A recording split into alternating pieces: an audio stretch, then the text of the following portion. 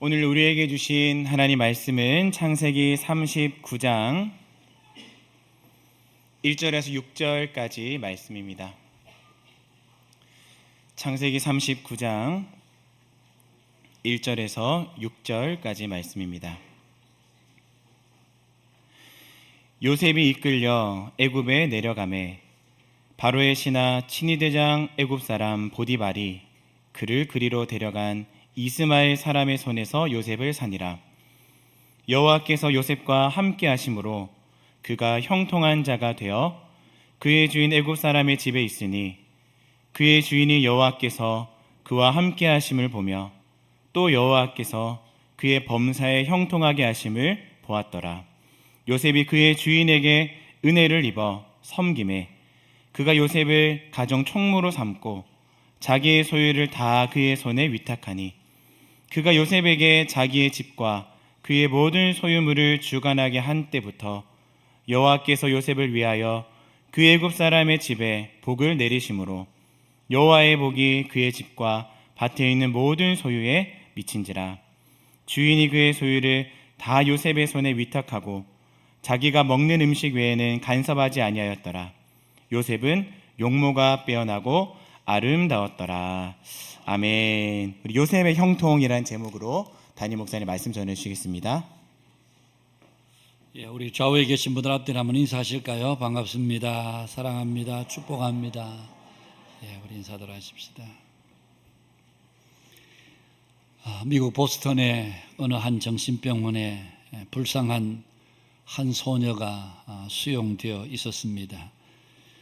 극도의 불안 정세를 보이며 또 갑작스럽게 사람들을 공격하는, 그래서 아무도 그 소녀에게 접근할 수 없게 되는, 결국 의사도 회복 불가 판정을 내리게 되었습니다. 작은 애니로 불렸던 소녀는 부모와도 연락이 단절된 채 그야말로 하루하루를 외롭고 쓸쓸하게 보내고 있었습니다. 그런데 그 병원에 한 나이 많은 간호사가 그 소녀 아이를 본 순간 어떻게 하든 살려야 되겠다는 생각이 들었고, 그래서 매일을 하루같이 하루도 빠지지 않고 아이를 찾아와서 아낌없는 사랑을 쏟아 부었습니다.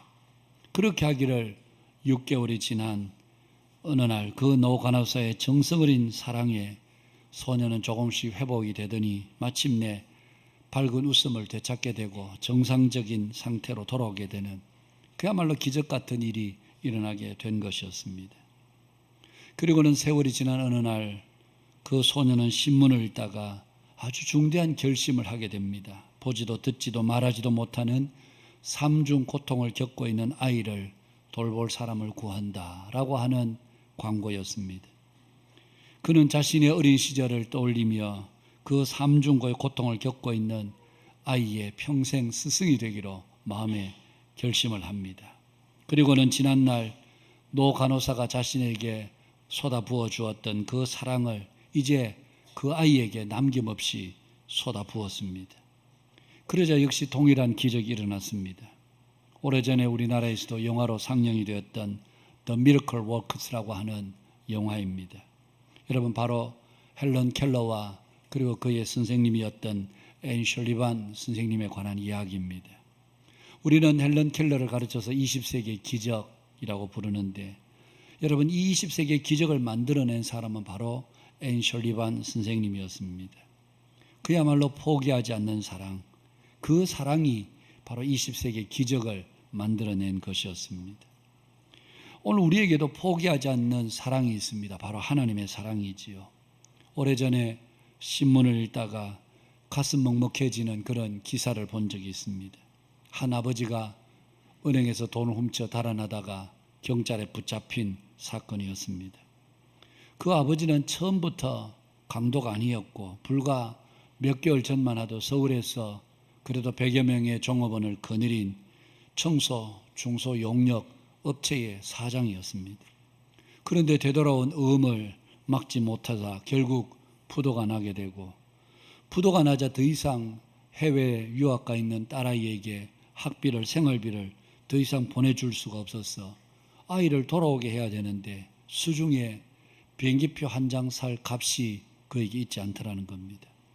그래서 고민하다 결국은 은행을 털기로 결심하게 됐는데, 그가 은행 경찰 조사 과정에서 마지막 남긴 말이 참으로 가슴 먹먹하게 하는 그런 말이었습니다.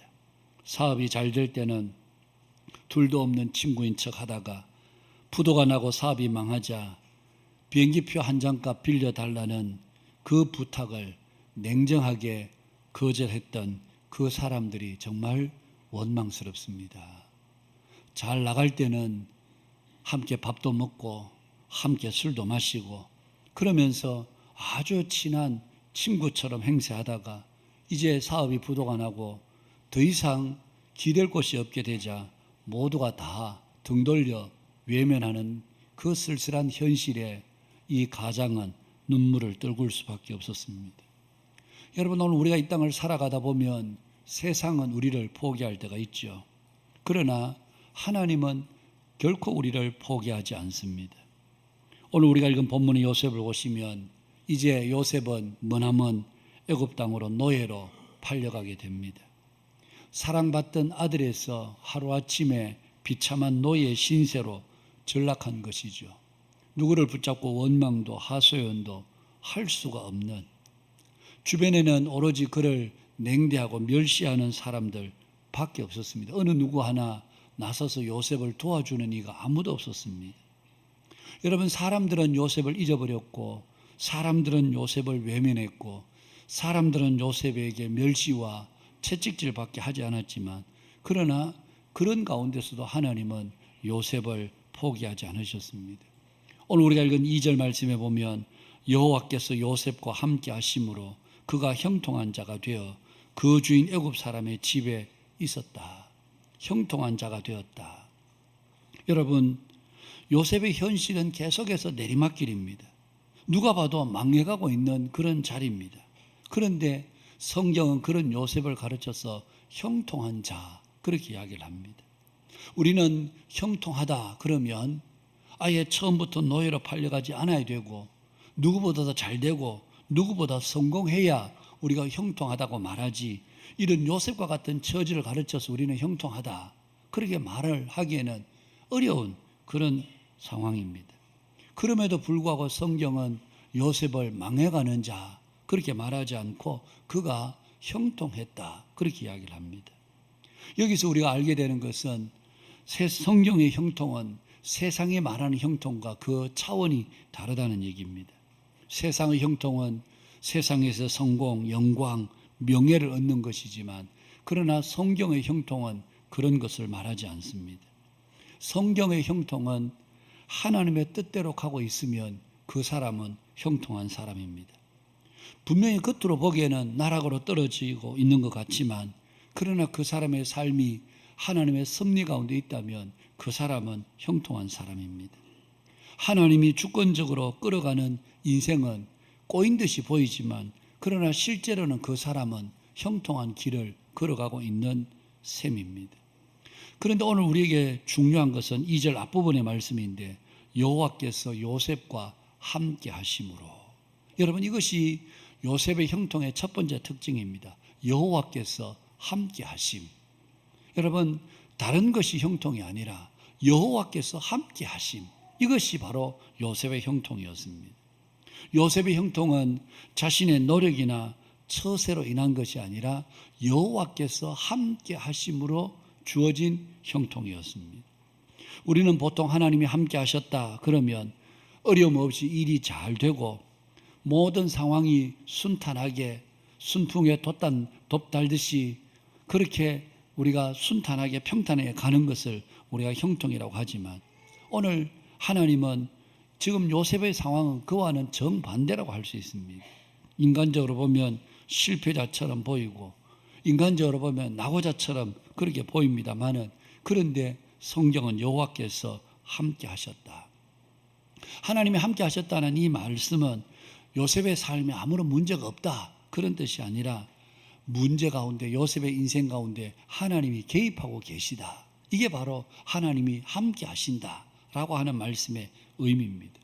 여러분, 히브리 성경에서 함께 한다는 것은 단순히 동행한다 그런 의미가 아니라 하나님의 목적이 그 삶의 속에 있다.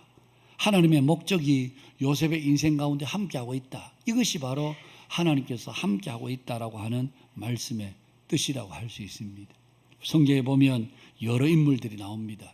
창세기 26장에 이삭에게 하나님께서 내가 너와 함께 있어. 창세기 28장에 야곱에게도 내가 너와 함께 있어. 출애굽기 3장의 모세에게도 내가 반드시 너와 함께 있겠다. 여호수아 1장에서도 여호수아에게 내가 내 종 모세와 함께 있었던 것 같이 내가 너와도 함께 있겠다. 그렇게 말씀하셨습니다. 여러분, 이들의 지금 상황들을 가만히 보면요, 이삭은 지금 100년 만에 찾아온 기근을 피해서 애굽으로 지금 내려가고 있는 중입니다. 그런데 하나님께서 그날 밤에 이삭에게 나타나셔서 내가 너와 함께하고 있다. 그렇게 말씀하셨고, 창세기 28장에 야곱은 그의 형 에서를 피해서 바단 아람으로 외삼촌 집으로 도망을 가고 있는 그런 중에 있습니다. 그래서 길에서 돌을 베개 삼아 잠을 자고 있는 그 상황에 하나님께서 나타나셔서 야곱아 내가 너와 함께 있다. 그렇게 말씀하셨습니다. 출애굽기 3장의 모세는 이제 지난날 과거의 영광을 다 잊어버리고 미디안 광야에서 장엘의 양떼를 거느리며 양을 치고 있는 목동의 세월을 40년을 보낸 그때에 하나님께서 모세에게 나타나셔서 내가 반드시 너와 함께 하겠다. 그렇게 말씀하셨습니다. 여호수아 1장에서 여호수아에게도 내 종 모세가 죽었으나 너는 두려워하지 말아라. 내 종 모세와 함께 있었던 같이 내가 너와 함께 있겠다. 이제 여호수아는 이 이스라엘 백성들을 어떻게 인도해야 될지 막막한 그 가운데 있을 때에 하나님은 여호수아에게 내가 함께 있겠다. 여러분, 이 면면들을 보면 모두가 다 어려울 때입니다. 승승장구할 때가 아닙니다. 그들은 다 미래가 불투명하고 앞으로 어떻게 될지, 무슨 일을 만나게 될지 아무것도 어느 것 하나 확정된 것이 아무것도 없는 그 상황 가운데서 하나님은 이들에게 나타나셔서 내가 함께 하겠다. 그렇게 말씀하셨습니다. 여러분, 그 인생 속에 하나님이 일하시는 그 인생이 되는 것, 그것이 바로 하나님이 함께 하시는 인생입니다. 오늘 우리가 이 세상의 것으로 결코 우리가 현혹되지 말아야 될 것은, 여러분, 우리가 세상에 있는 것들이 더 영광스럽고 자랑스럽고 더 화려하게 더 멋있게 그렇게 보일 수 있습니다만은, 그러나 여러분, 우리가 분명히 기억해야 될 것은 오늘 우리가 이 세상에 가지고 있는 모든 것은 마지막 날에 하나님 앞에 다 불 가운데로 지나가야 될 것들입니다. 여러분, 하나님께서 고린도전서에서 우리에게 말씀하셨습니다. 오늘 우리가 이 세상에서 그것이 사역이든지 무엇이든지 마지막 하나님 앞에 설 때에는 모든 것이 다 불 가운데로 지나가는, 나무나 풀이나 짚으로 만들어진 것은 모두가 다 여러분 잿더미가 되고 사라져 버리는 것들이란 얘기입니다. 그러나 금이나 은이나 보석으로 지어진 것들은 결코 사라지거나 없어지지 않습니다. 오늘 우리가 하루하루 살아가면서 여러분, 오늘 우리에게 주어진 모든 일들이 우리가 마지막 날에는 하나님의 심판대를 불시험을 다 통과해야 되는, 불시험을 지날 때 이게 타버리고 남을 것인지 아니면 주님 앞에 아름답고 가치 있고 영원한 것으로 남을 것인지, 이것을 우리가 늘 생각해야 될 일이라는 얘기입니다.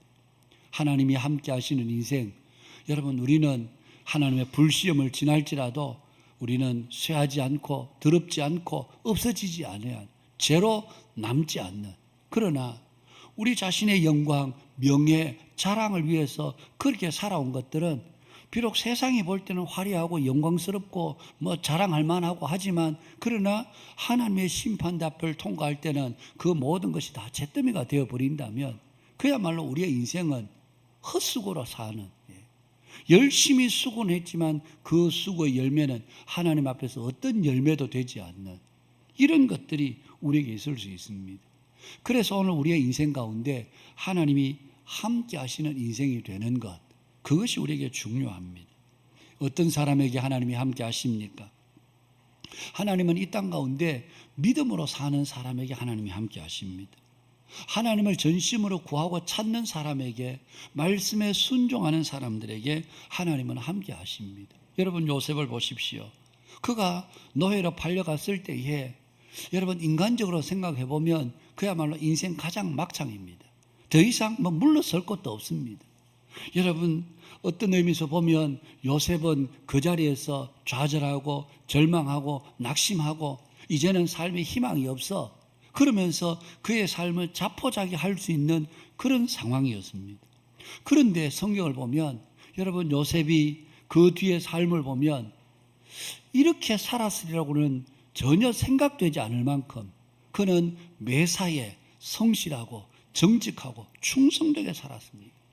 주인의 집에 비록 노예로 있었지만 한편으로 생각해 보면 뭐 남의 집에 노예로 있으니까 적당히 주인 눈가림으로만 속이고 주인 볼 때만 일하는 척하고 주인이 돌았으면 그냥 막 일은 내팽개치고 그렇게 할 수 있는 그런 상황이었음에도 불구하고 이 요셉은 주인이 보든지 안 보든지 얼마나 충성되고 성실하고 정직했든지 다음번에 보겠습니다마는 여러분 주인의 눈에 그 요셉이 아주 선명하게 보여질 정도로 요셉이 그렇게 했다는 것은 비록 자신의 지금 상황이 노예의 자리이고 더 이상 미래의 희망도 기대도 아무것도 없었지만 그런 자리에서 그는 하나님을 신뢰했고 하나님의 말씀에 순종했고 하나님을 구하고 하나님을 찾는 이런 요셉의 생애 가운데 하나님께서 그와 함께 하셨고 그리고 그가 형통한 자가 되게 하시는 여러분 오늘 우리의 상황, 우리의 처지, 우리의 형편이 문제가 아닙니다. 내가 지금 어떤 자리에 있느냐 사람들에게 내가 어떤 취급을 받느냐 어떤 자리에 내가 있어서 내 미래가 있느냐 없느냐 그것이 문제가 아니고 그 내게 주어진 그 자리가 어떤 자리라 할지라도 돈을 많이 버는 자리든 그렇지 못한 자리든 명예로운 자리든 그렇지 못한 자리든 인간적으로 볼 때는 뭐 미래가 별로 없다. 저기서 뭐 열심히 해봐야 뭐 노예가 해봐야 노예지. 응? 노예가 뭐 열심히 한다고 주인이 되는 것도 아니고 노예가 열심히 해봐도 마지막은 노예이지 그 이상의 신분 상승이라는 것은 기대할 수도 없는 그럼에도 불구하고 여러분 요셉은 여기서 열심히 해서 주인의 눈에 들어서 내 신분을 바꿔버리라 언감생심 그는 그런 생각으로 지금 충성하고 있는 게 아닙니다. 그는 아무리 노력해봐도 아무리 열심히 해도 노예의 신분을 벗어나지를 못합니다. 그럼에도 불구하고 그것과 상관없이 있는 그 노예 자리에서 하나님을 신뢰하고 순종하고 전적으로 하나님을 구하고 하나님을 찾는 그랬을 때 성경이 요셉에 대한 인생평가는 요셉이 형통한 자가 되었다. 하나님께서 함께 하심으로 그가 형통한 자가 되었다. 성경이 요셉에 대해서 이런 여러분 평가를 내리고 있는 것입니다. 오늘 우리도 이 땅을 살아가면서 내가 처해 있는 자리 우리는 늘 환경을 불평해하고 환경을 원망스러워하고 그러면서 우리 스스로가 여러분 자괴감에 빠질 때가 많습니다. 뭐 내가 여기서 열심히 노력해 본들 내가 뭐가 미래가 있겠나. 여기서 내가 열심히 일해 본들 무슨 소망이 있으며 무슨 장래 희망이 되겠는가.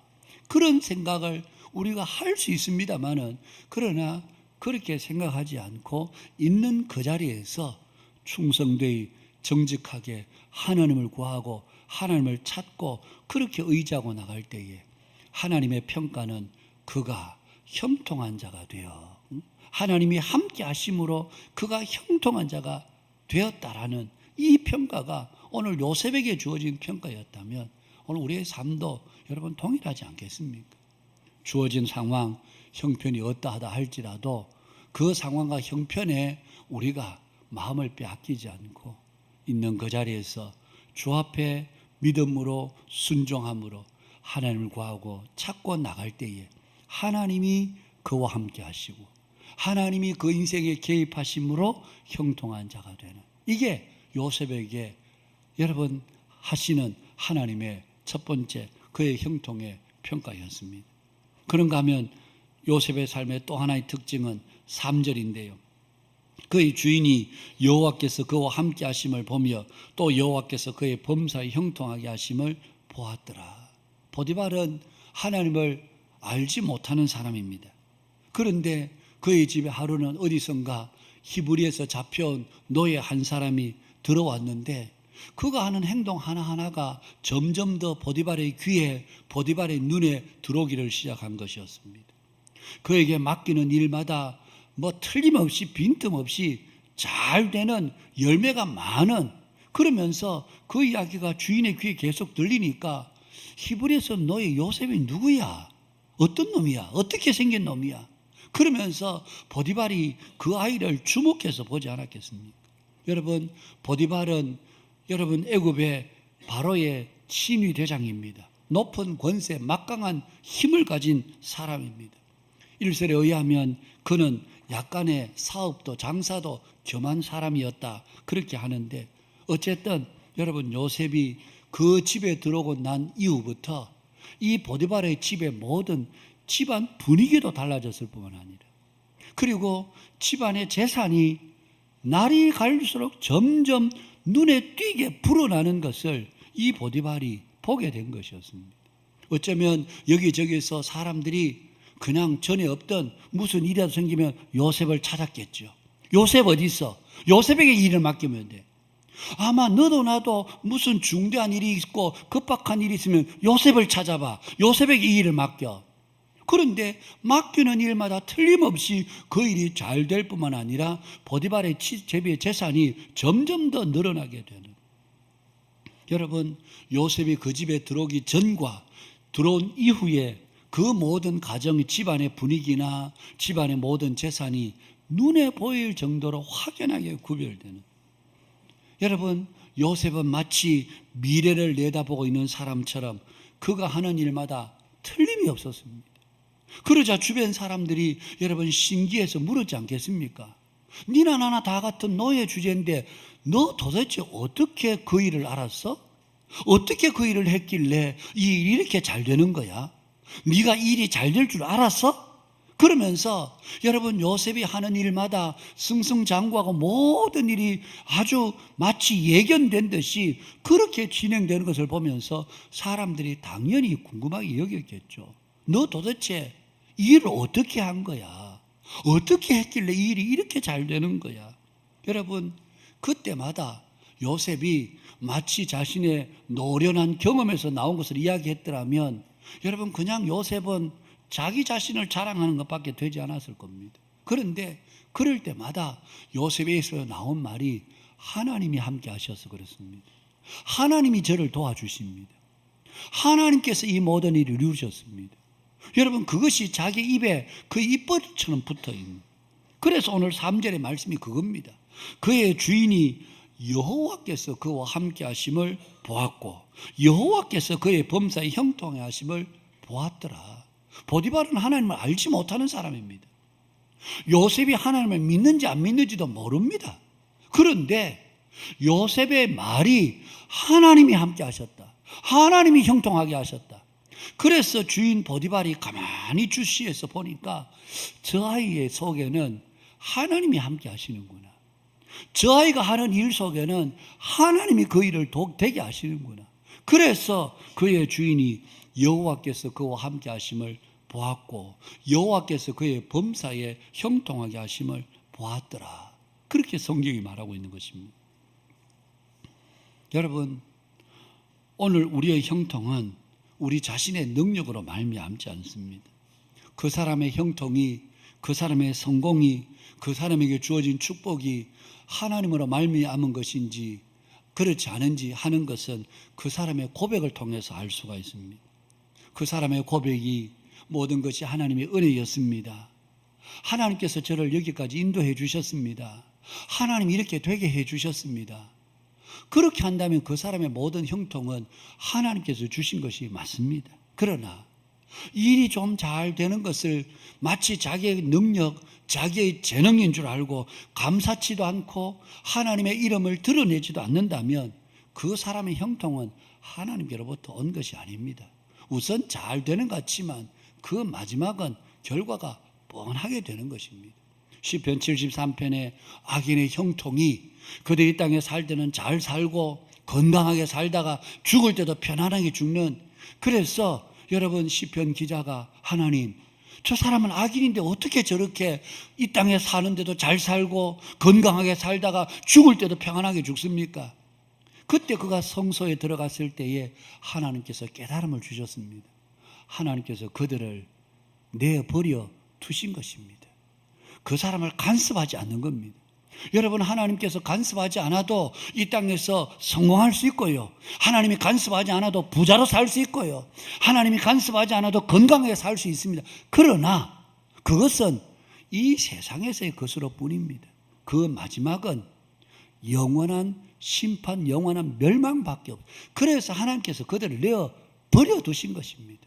여러분, 하나님께서 악인들은 버려두시지만 하나님의 백성들은, 여러분, 비록 낮은 자리에, 노예 자리에 있다 할지라도 하나님이 그 인생을 간섭하시고 그 인생 가운데 함께 하시고, 그래서 그 사람 입에서 나오는 모든 한마디 한마디가 제 능력이 아닙니다. 제 실력이 아닙니다. 하나님이 하셨습니다. 하나님이 여기까지 하셨고 하나님이 이 일을 되게 하셨습니다. 그래서 그 주인이, 저 아이에게는 하나님이 함께 하는구나, 저 아이의 모든 일은 하나님이 형통하게 하시는구나. 그래서 그 주인이 여호와께서 그의 형통하게 하심을 보았고 그의 범사에 형통하게 하심을 보았더라 라고 그렇게 말씀하고 있는 것입니다. 사랑하는 여러분, 오늘 우리가 이 땅 가운데 살아갈 때에 우리에게 주어진 그 어떤 일을 할지라도 날마다 우리 입으로 하나님을 자랑하실 수 있기를 바랍니다. 고린도전서 1장에서 여러분, 형제들아, 너희들의 부르심을 보라. 너희들 중에 문벌 좋은 자가, 가문 좋은 자가 없다. 너희들 중에서 지식이 뛰어난 사람이 없다. 너희들 중에 강한 자가 없다. 그러면서 사도 바울이 뭐라고 합니까? 미련한 너희들을 부르셔서 지혜롭게 하셨고, 약한 너희들을 부르셔서 강하게 하셨고, 천하고 멸시받는 너희들을 부르셔서 있는 사람들을 부끄럽게 하시려고 너희들을 부르지 않았느냐. 그러면서 고린도전서 1장 31절에서 누구든지 자랑하는 자는 주 안에서 자랑하라, 그렇게 말씀하셨습니다. 하나님이 너희들에게 그 모든 것을 이루어 주신 줄 알고 자랑거리가 있는 사람은 주 안에서 우리 하나님을 자랑하라, 그렇게 말씀하셨습니다.